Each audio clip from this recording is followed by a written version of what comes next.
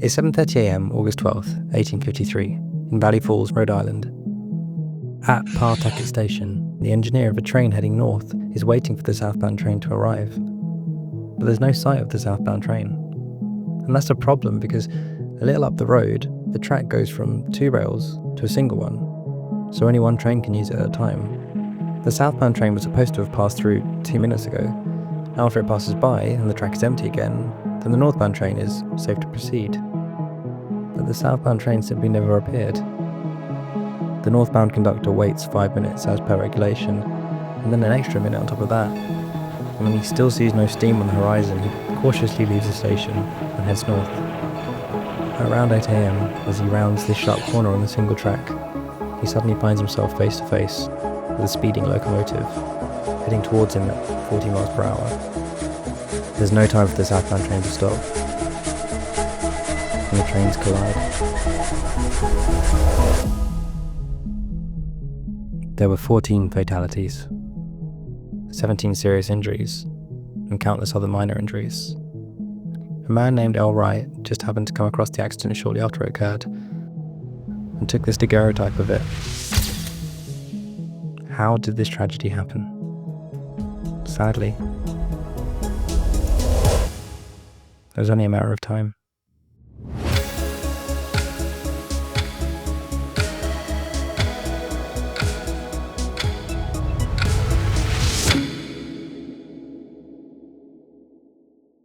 After an investigation, it was ruled that the chief cause of the accident was the southbound train's conductor, Frederick W. Putnam, leaving Valley Falls Station late. His watch had shown his train only had 4 minutes to reach the Boston switch, with a single track turned into 2 tracks, rather than the 5 minutes which was required by the timetable. But apparently he'd said, "Go it, I'll risk it," and carried on at a hurried pace. But still, that doesn't actually explain the crash, because with the northbound train waiting an extra 6 minutes and the southbound train rushing, the southbound train should have passed through the Boston switch safely with about a minute to spare. The 2 trains should not have collided, so why did they? Well, the issue was that Putnam's watch was wrong. It was running 2 minutes behind the actual time. So it turns out the train wasn't running 5 minutes behind schedule as he believed. It was actually running 7 minutes behind schedule, and he just didn't know it. If his watch had been showing the accurate time, the crash would never have happened, and the many people who were just heading down to enjoy a day on the beach would not have lost their lives that day. I tell you this story to highlight how the keeping of time hasn't always been an easy pursuit.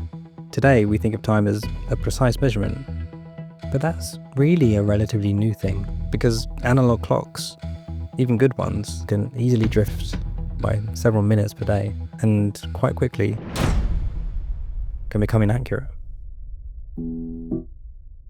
In the early 20th century in London, there was a lot of public discourse about the fact that in the city, you'd often see a clock outside a building showing a wildly different time to a business next to it. The church clock showed a different time to the post office showed a different time to the bank. It was a mess. The phrase lying clocks was coined to describe the phenomenon.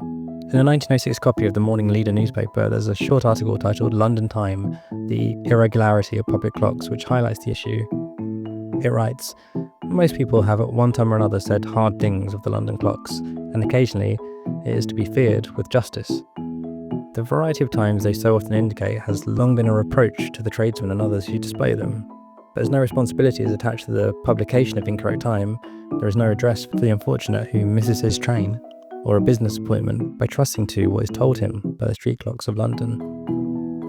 Everyone having clocks which were out of sync from one another was a problem the world over, and, as highlighted in the Valley Falls railway disaster, that could cause catastrophic problems. People needed to find a solution to this. Professions such as bankers and sailors needed precise time, and technological solutions to this were in their infancy. So, as always happens, someone saw a problem and realised they could make money out of it. In Greenwich, London, you'll sometimes hear people say in a tongue-in-cheek way, "This is the place where time begins." And that's because GMT, Greenwich Mean Time, is the local mean time of the Greenwich Observatory. You might have already known that. But what you might not know is that at one point, London businesses would send people to make their way up the hill in Greenwich Park and bang on the observatory door asking to come in and get an accurate reading of time. This was not convenient for the people who worked in the observatory, So a rule was put in. People were only allowed to come in and get the time once a week. But that wasn't exactly convenient for the people who needed the time. Therein lay a business opportunity. John Pond, the Astronomer Royal at the time, suggested to his assistant, John Henry Belville, that he should take Greenwich time via pocket chronometer around London as a little business. John Henry Belville owned a very well-made and accurate pocket watch. It was made by John Arnold for Prince Augustus Frederick, 1st Duke of Sussex, son of George III. But apparently the Duke had not wanted it, as he thought it looked like a bedpan. So the John Arnold pocket chronometer number 485 of 786, or simply Arnold, as John Henry Belville called it, ended up in the possession of the Royal Observatory assistant. His daughter Ruth stated, "When my father bought it, he had the heavy gold case replaced by a silver one, as he had to visit many London slums, and thought it'd be safer if it looked less imposing." So John Henry Belville would set Arnold to the correct time at the Royal Observatory, and then send the watch by messenger to his subscribers all across London. These customers, who needed correct time, would then set their clocks to match Arnold. It was a simple yet lucrative business, supposedly earning John Henry Belville £500 or so a year. For those who couldn't afford the service, you could still walk up the hill in Greenwich Park and look at the Shepherd Gate clock, which was installed outside the observatory by Charles Shepherd in 1852. There was also the time ball, installed on top of the observatory in 1833, which would fall every day at 1 p.m, as a signal for those to see from much further away, especially sailors passing by in the Thames, which flows right past the observatory. In 1856, 4 years after the installation of the Shepherd Gate clock, John sadly passed away. But the business didn't end with him. His widow Maria picked up the mantle, but she changed it up a little. Instead of sending Arnold by messenger, she would walk it around London to her subscribers herself. Her daughter Ruth recalled, "When my father died, Sir George Airy, who succeeded Mr. Pond as Astronomer Royal, gave my mother permission to have her chronometer officially corrected at the observatory whenever she pleased, in order that she might carry on the business of time provider. Sir George Airy was a great friend of my father's." Maria did this for 36 years before retiring in 1892, and then passed the family business on to her then 38-year-old daughter, Ruth. Even after the turn of the century, Ruth could still be found walking the streets of London with Arnold. Every Monday, she would travel by public transport from Maidenhead to the observatory, have tea with the porter, and check Arnold was running the correct time. She would receive a dated official document of accuracy from the observatory, and then spend the rest of the week travelling around London, helping various tradesmen keep their businesses ticking along. An interesting wrinkle in Ruth's story is in 1908, St. John Wynne, the owner of the Standard Time Company, a modern system which sent businesses the time electronically, gave a speech which mocked Ruth's business, characterising it as archaic when compared to his company's modern solution. He's described Ruth's mother by saying, "A lady possessed of a chronometer obtained permission from the Astronomer Royal at the time to call at the observatory and have it corrected as often as she pleased." This useful work was, and even today is, carried on by her successor. St. John Wynne's lecture was reprinted in the Times, throwing Ruth into the spotlight. And according to an article in the BBC, the lecture seemed to sneakily imply that Ruth was using her femininity to gain access to the observatory. This, of course, was not true. But according to Ruth, none of the reporting and digs at her reputation hampered her business. Quite the opposite, actually. All the media attention eventually gained her the name the Greenwich Time Lady. And supposedly she actually saw an increase in her customer base off the back of the exposure in the press. What did eventually end her business was really just the changing times. In 1924, the BBC started transmitting over the radio the pips, which are a series of tones denoting the turn of the hour.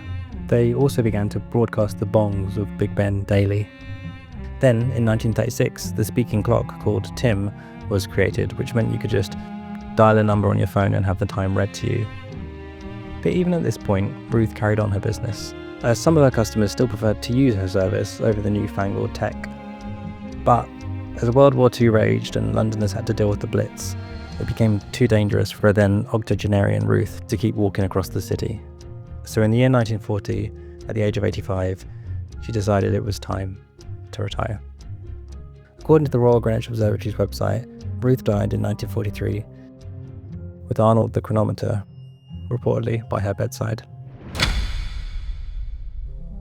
Today, just like Ruth and many others have over the years, I walked up the hill in Greenwich Park to go see the Shepherd Gate clock, which still ticks on.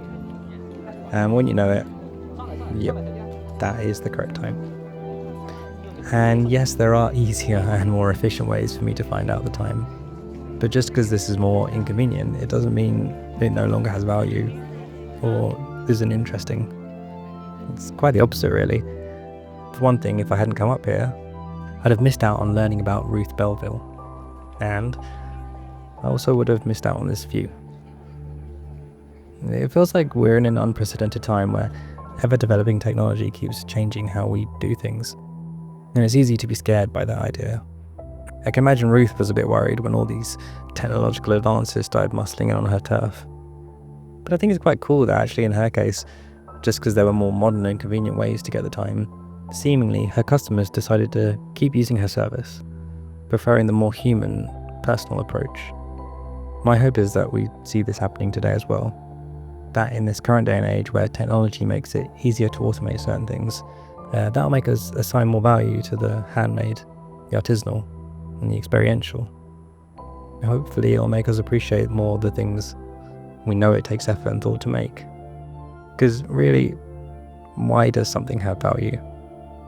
Well, to me, something has value because someone put time into it. And if you appreciate this thing that I put time into making, I'd very much appreciate it if you could like the video and subscribe. And with that shameless plug out of the way, a big thank you to you for watching. And that's everything I got for you today. Bye, folks.